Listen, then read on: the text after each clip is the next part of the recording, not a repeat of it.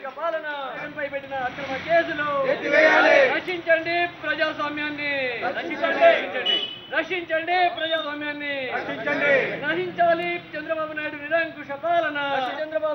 నిరంకుశ పాలన, ఎత్తివేయాలి వైఎస్ జగన్ పై పెట్టిన అక్రమ కేసులు, వైఎస్ జగన్ పై అక్రమంగా పెట్టిన కేసులు ఎత్తివేయాలి, ప్రతిపక్ష నాయకుడు వైఎస్ జగన్ పై అక్రమంగా పెట్టిన కేసులు, జై జగన్ జై జగన్, నశించాలి చంద్రబాబు నాయుడు ప్రజా వ్యతిరేక పాలన. ఈరోజు అన్ని మండల కేంద్రాలు తహసీల్దార్ ఆఫీసుల ముందు వైఎస్ జగన్ పై అక్రమంగా బనాయించినటువంటి కేసులకు నిరసనగా నల్ల బ్యాడ్జీలతో నిరసన కార్యక్రమాలు తెలపడం జరుగుతుంది. అందులో భాగంగా ఈరోజు కల్లూరు ఎంఆర్ఓ ఆఫీస్ ఎదురు కూడా ఈ నల్ల బ్యాడ్జీలతో కల్లూరు మండలం ఆఫీస్ ముందు నిరసన కార్యక్రమం ఏర్పాటు చేయడం జరిగింది.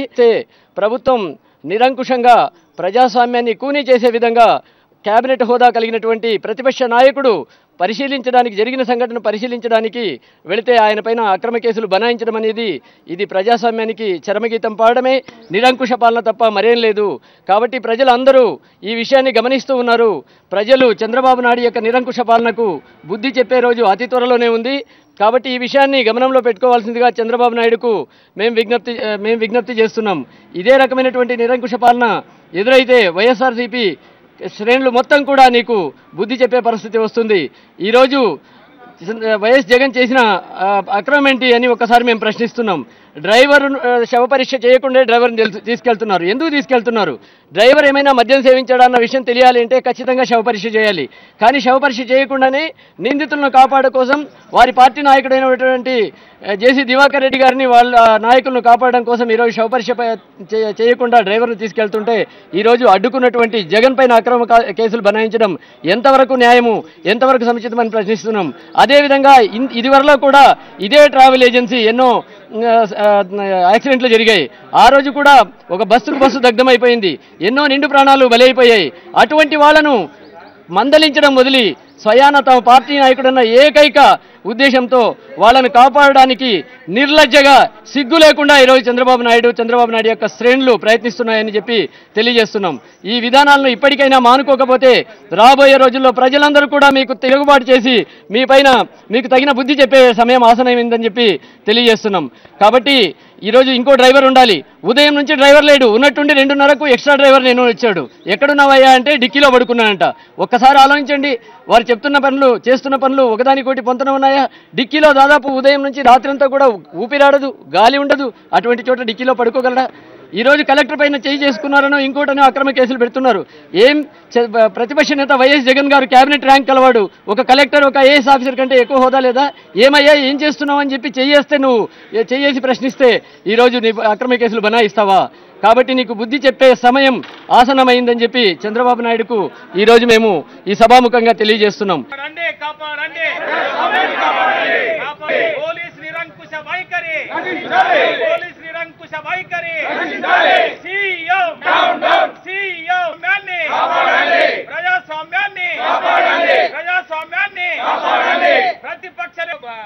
కేసు బుక్ చేయడాన్ని, ప్రతిపక్ష నేత జగన్ పై ఎఫ్ఐఆర్ బుక్ చేయడాన్ని. వైజాగ్ నుంచి హైదరాబాద్ వెళ్తున్న దివాకర్ ట్రావెల్స్ బస్సు యాక్సిడెంట్ కావడంతో రాష్ట్ర వ్యాప్తంగా ప్రజలందరూ ఆందోళన చెందారు. ఎందుకంటే ఎవరికైతే కార్లు ఉన్నాయో వాళ్ళు కూడా బస్సు ట్రావెల్ వాల్వో బస్సులో బాగా ఉంటుంది, మంచిగా కరెక్ట్ టైంకి తీసుకుపోతారు, సేఫ్టీ మెజర్స్ పాటిస్తారని చెప్పి ఆర్టీసీ బస్సుల కన్నా ఎక్కువ ప్రజలు ఆ బస్సుల పైన ఆకర్షితమైన కావడం జరిగింది. మరి దానిని ఆసరా పెట్టుకొని ఈ దివాకర్ ట్రావెల్స్ మరి వేరే అన్ని ప్రైవేట్ ట్రావెల్స్ బాగా డబ్బులు చేసుకుంటున్నారు. కానీ కనీసం ప్రజలకు సౌకర్యాలు ఇస్తారనే ఒక నమ్మకము ఉండింది. కానీ ఇప్పుడు చూస్తుంటే వాళ్ళు ఏ విధంగా ప్రజల్ని దోచుకుంటున్నారే తప్ప ప్రజల సేఫ్టీ గురించి ఆలోచించడం లేదు. 2 డ్రైవర్స్ ఉండాలా, 2 డ్రైవర్స్ లేరు. మరి ఎలాంటి సేఫ్టీ మెజర్స్ తీసుకోకుండా అంతమంది ప్రజల లైఫ్స్తో ఏమో చెలగాటమాడుతున్నారు. దానిని ఎలా జరిగింది యాక్సిడెంట్ తెలుసుకోవడానికి మరి పరామర్శించడానికి ఏం చేస్తున్నారు డాక్టర్లు అధికారులు అని చెప్పి తెలుసుకోవడానికి జగన్మోహన్ రెడ్డి గారు ఒక ప్రతిపక్ష నేత అసెంబ్లీలో మరి ఆయన పోయి మాట్లాడుతుంటే అసలు ఆయనకు రికార్డ్స్ చూపించకుండా ఆయనతో దురుసుగా వ్యవహరించి అంటే అధికారులు మీకు తెలియదా జగన్మోహన్ రెడ్డి గారు ఏపీ అసెంబ్లీలో అపోజిషన్ లీడర్ అని చెప్పి మరి ఎందుకు మీరు ఈరోజు చంద్రబాబు నాయుడు గారు ఎట్ట చెప్తే ఆయన దగ్గర మెప్పు కోసము పని చేస్తున్నారు తప్ప మీకు ఏదైతే పద్ధతి ప్రకారంగా లీగల్ ప్రాసెస్ ఏదైతే ఫాలో కావాలో అది కావడం లేదు. ఖచ్చితంగా దివాకర్ ట్రావెల్స్ని సస్పెండ్ చేయాలి. అలాగే దివాకర్ యాజమాన్యం బాధ్యత వహించాలి, వాళ్లకు నష్టపరిహారం ఇవ్వాలి. అలాగే ఈ దివాకర్ ట్రావెల్స్ని సస్పెండ్ చేసి మొత్తం ఆపరేషన్స్ని క్లోజ్ చేయాలి, వాళ్ళని శిక్షించాలి అని చెప్పి వైఎస్ఆర్ కాంగ్రెస్ పార్టీ డిమాండ్ చేస్తుంది. మరి ఇదంతా చెప్పడానికి ప్రజల వైపు నుంచి పోరాడడానికి ప్రజల వైపు నుంచి తెలుసుకోవడానికి ఒక అపోజిషన్ లీడర్ పోతే ఆయన పైన ఎలాగైతే ఇంతకుముందు ఎయిర్పోర్ట్లో కేసెస్ ఎయిర్పోర్ట్లో పోకుండా ఆపినారో మరి ఈరోజు కూడా ఇక్కడ హాస్పిటల్లో పోకుండా ఆపడము, మళ్ళీ ఆయన పైన కేసులు పెట్టడము, ఆయనకు ఇబ్బంది చేయడము, ఇది ఒక పొలిటికల్ వెండెట్టా లాగా చూస్తున్నారు ప్రజలు.